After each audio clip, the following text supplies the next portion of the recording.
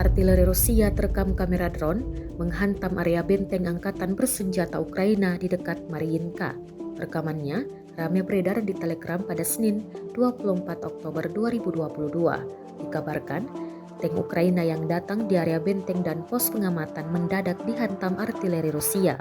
Militer Rusia mengklaim kini tidak ada yang bisa diamati dan tidak ada yang bisa diandalkan dari area benteng Ukraina kali ini.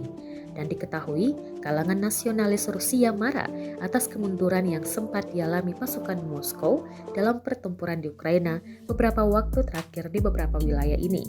Mereka bahkan menyerukan dengan amarah kepada Presiden Vladimir Putin untuk segera melakukan perubahan demi memastikan kemenangan akhir dalam perang Ukraina.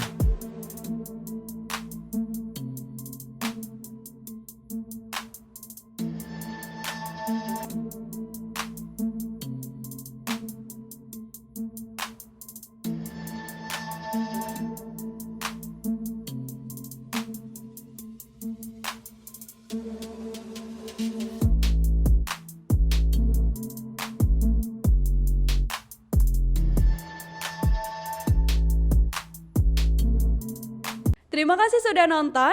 Jangan lupa like, subscribe, dan share ya.